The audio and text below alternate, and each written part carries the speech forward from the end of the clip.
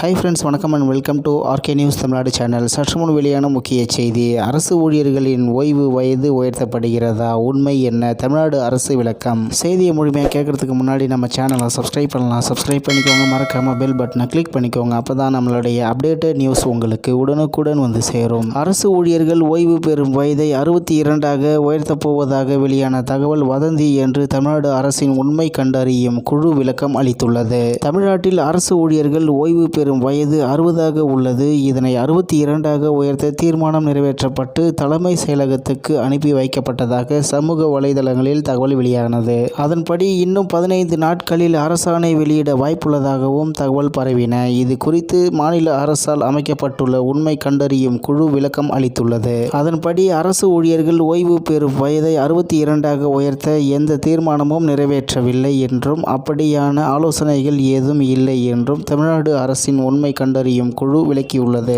இது தொடர்பாக உண்மை கண்டறியும் குழு தெரிவித்துள்ளதாவது: அரசு ஊழியர் ஓய்வு வயது 60லிருந்து 62ஆக மாற்றி அமைத்து தீர்மானம் நிறைவேற்றப்பட்டு தலைமைச் செயலகத்துக்கு அனுப்பி வைக்கப்பட்டு உள்ளது. இன்னும் 15 தினங்களுக்குள் அரசாணை வெளியிட வாய்ப்பு உள்ளது என்ற தகவல் பரப்பப்படுகிறது. இது முற்றிலும் வதந்தியே. அரசு ஊழியர்கள் ஓய்வு பெறும் வயதை 62ஆக மாற்ற எந்த தீர்மானமும் நிறைவேற்றப்படவில்லை. அப்படியான எந்த ஆலோசனையும் இல்லை. இவ்வாறு அதில் தெரிவிக்கப்பட்டுள்ளது. இந்நிலையில் தமிழ்நாட்டில் அரசு ஊழியர்கள் ஓய்வு பெறும் வயது 60ஆக உள்ளது. இதனை 62ஆக உயர்த்த தீர்மானம் நிறைவேற்றப்பட்டு தலைமை செயலகத்துக்கு அனுப்பி வைக்கப்பட்டதாக சமூக வலைதளங்களில் தகவல் வெளியானது. அதன்படி இன்னும் 15 நாட்களில் அரசாணை வெளியிட வாய்ப்புள்ளதாகவும் தகவல் பரவின. இது குறித்து மாநில அரசால் அமைக்கப்பட்டுள்ள உண்மை கண்டறியும் குழு விளக்கம் அளித்துள்ளது. அதன்படி அரசு ஊழியர்கள் ஓய்வு பெறும் வயதை 62ஆக உயர்த்த எந்த தீர்மானமும் நிறைவேற்றவில்லை என்றும் அப்படியான ஆலோசனைகள் ஏதும் இல்லை என்றும் தமிழ்நாடு அரசின் உண்மை கண்டறியும் குழு விளக்கியுள்ளது என்பது குறிப்பிடத்தக்கது.